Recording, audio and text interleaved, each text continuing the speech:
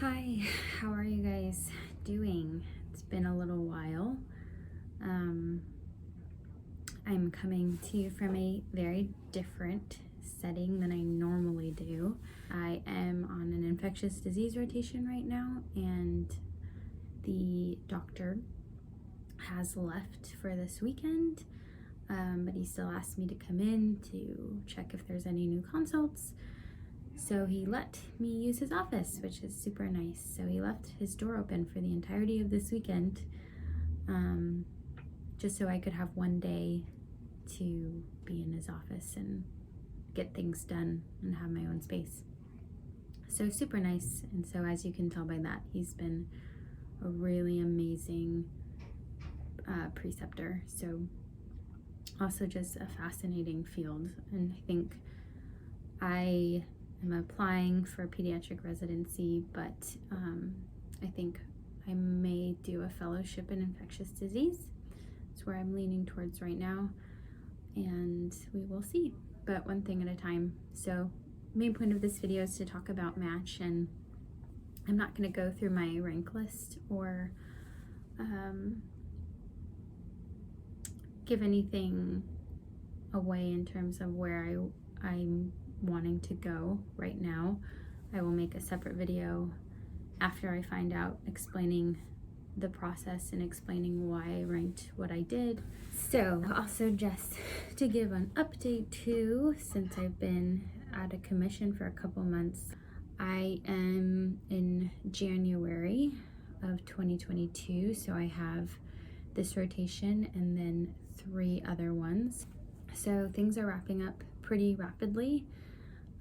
The passing of time is crazy, and you blink and it's almost over.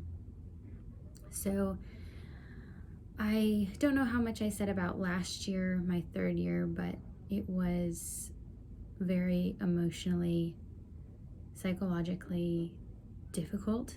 I was challenged in a lot of ways that I never expected that I would be in medical school, just in terms of being on rotations where I really doubted the intentions of the physicians I was learning from, and seeing a lot of patient care that to me was unethical and very sad, and not anything that I want to be one day. And if that is what I would turn into, I would never do this profession. So it took a toll, and I think it kind of goes through peaks and valleys where I feel motivated and to be different and to be better and to pave my own path in this profession. But then I will definitely have times where I'm kind of sort of in a haze and questioning why I'm doing this, which I've made a video, couple videos back, where I said I never had that problem in medical school where I doubted myself or I doubted wanting to do this, but I came out of 3rd year very rocked in a lot of ways. And yeah, so if I haven't been around or haven't been making videos, I think I only like to make and express myself if I can do it honestly and genuinely, and I needed time to sort out things in my head about how I feel, and I haven't figured it out completely, but I'm definitely in a better spot. I applied to so many VSAS rotations for my 4th year just to have a better academic experience, because that was severely lacking in terms of the teaching and what I saw in terms of pathologies. And so I did it for that, but also because I could not imagine doing another year of rotations that are affiliated or associated with my school. And that isn't to say that I believe all of my rotations at my school are bad, because I have not done all of them and there are so many, but unfortunately, the way that my schedule was, it seems like I got a lot of the bad experiences. And yeah, so I think another reason, going off tangent, when I see something bad, because I wake up in a day and my objective is not to impress my preceptor, or it's not to get a really good grade, or to be seen as really smart or really good student, to get a letter of recommendation. I just don't work that way. So when I see something morally and ethically wrong, it really impacts me, and I can't find a way to give purpose for the rest of the rotation. The other students that were on my rotation, it felt like it was not a big deal, or they just brushed it aside because there were other more important things, like getting a letter of rec, like still impressing, like a good shelf exam, and all of these things. And that just wasn't possible for me to click into that mindset, because it's not fulfilling to me as it is for some other people.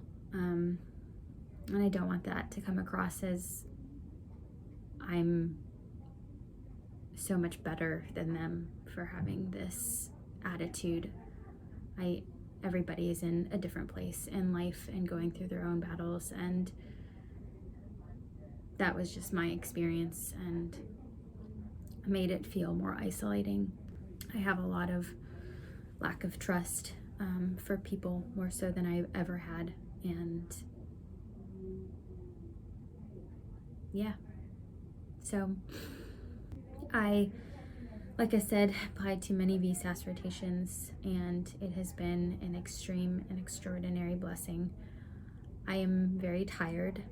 I had a lot of people advise me to not do as many audition rotations as I have because of how much work they are, and at the moment I could have cared less about the workload, because all I wanted was to get out and to be around better people who are going to teach me. So I pretty much set almost my entire year up of away rotations, and so now I'm on my 4th, 5th, can't remember, and I'm tired. But I can honestly say it has been a drastically different year in terms of what I've learned, in terms of the people that I've been around who have been so caring and compassionate to not only me, but to every single person around them. I can say that every single person attending and resident has really made it their life's mission to put a patient first, even when it's difficult and they're tired as well and things aren't going well. I know that is what they're working towards, and so it's been really just refreshing and so needed. Well, okay, enough of my self-reflection. If you guys have any questions or gone through something similar and feeling this way, let me know, and love to hear your experiences as well. So the other part of this video is about match, and not, like I said, too much details about it, because I want to submit the rank list and see where I go before I put names to anything. So I apologize if this is going to be hard to articulate. I think I'll break it down. I will do numerical numbers that aren't in order of rank, just to make it more confusing. So I applied to 55 programs. My main choice of picking was location. I didn't apply anywhere that I did not want to live or I could not see myself living. So a lot of states where there's more of a big metropolitan area is where I concentrated my interests, which means more competitive places. So even though I applied to a lot, I did do a pretty big chunk of competitive programs, And I honestly couldn't see another program past 55 that I wanted to live, so that is why my list cuts off there. As a result, I think it limited the amount of interviews that I got, which I was expecting. I have had now 9, and I have one more in February, which is pretty late, and it is not from a program that is prestigious by any means, but the location is, in my opinion, the best place to live in the entire country, and I cannot say what it is because it will most definitely give away what program I'm talking about. So that is why I am doing one in February. So I am very content with 10. It is the goal that I wanted to reach. For a good period, I did not have that many and was getting a bit nervous because I have talked to a lot of people and heard that they had 10 plus, upwards of 18 to 20. So that was making me a bit nervous because I didn't have a choice of 10 to pick from. I got 10.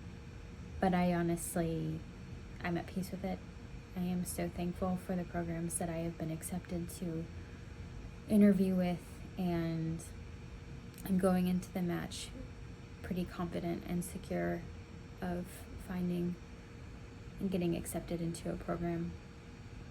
The interviews went extremely well. I had so much preparation along this process. I really took an extensive amount of time to make a personal statement that I was proud of, to make an application that was clean and concise and got across everything that I've cared about in my life, all the opportunities.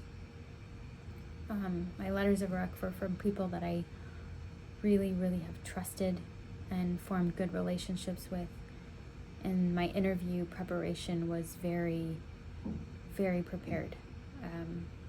And I can have a separate video for that as well, but I essentially made a document of every question that I think that could have been asked and wrote out everything that I wanted to say in detail about that question. So going into the interviews, I felt very prepared and had so many good conversations, and that is ultimately what helped me to be motivated to do these interviews in a time where I am not very motivated. Was, can I make connections with people, and can we have, even though it's just 20 minutes, but 20 minutes of a deeper conversation and giving you an honest look at who I am and making sure that it is the right fit for you, and learning about all the different programs and everything that they have to offer and all of the mentors and people that are involved has been a really, really good experience and very tiring. So I'm thankful I do not have any more, honestly, to do, because 10 is a good number for me, for my stamina.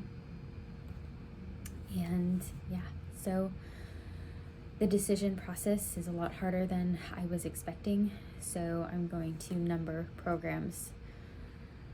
Number 1 was a place that I honestly believed that was where I was going to go. I did an audition rotation there. I made really great connections with people, and it is very well respected in the state that I go. Definitely not the most competitive in the state that I live, but a very good program that so many people would be happy to go to, and so I feel fortunate that I got an invitation. So for a long time I thought I was going to choose that number 1 spot, number 1 program, but as time has gone on and with the interviews, my perspective has changed dramatically. So program number 2 is somewhere that I really didn't think I was going to rank anywhere near the top. I have looked at it as a program where I don't feel like it's where I was supposed to be, just in terms of reputation. The location is not the most ideal out of all the places I picked, and I have other programs that are just more reputable and more highly revered than this one. But the interview went extremely well, and I just feel like I connected with the people that I talked to. I had a really good connection with the program director, and she's been so kind and just really making it clear that she will come beside me during these 3 years and help me be the best that I can be, along with being a support system and having a curriculum that I can personalize. So that stood out to me a lot. I received a letter from them, just a handwritten letter from a resident, just about how our talk went during the day, and if I had any questions, and if there was anything she could do. And that was really, it's the small things that honestly do matter. So for a long time, I thought that number 2 was going to be my number 1. Bear with me, sorry, this is confusing. But I just had an invitation from a school, number 3, which would be extremely difficult to turn down. The location is very nice. I have never been there, but I've heard only great things. It is a more affordable place to live. It would allow me to start over. I think the state that I'm living has left a little bit of a bad taste in my mouth because of school. And it is very reputable. Beyond that, because that is not what I want to make my decisions off of. It has things that I value, and it has a lot of advocacy programs for foster children, and it has a global health track with some of the best people in the field, where you can go to the locations that I've always wanted to visit and to practice and do community service work in, along with so many resources that I've never imagined that I would be able to have during my training. I have never gotten accepted into a school of this caliber, not for undergrad or for medical school. And because of my experience in the school that I have, I think that I'm linking non-prestigious with somewhere that's not healthy and can be at times toxic, which I realize is not a realistic way to look at things. But I'm confident and I trust that I will make the right decision, because I was willing to choose program number 2 over program number 1, which was much more prestigious than program number 2. Program number 3 exceeds all of the other ones that I have available.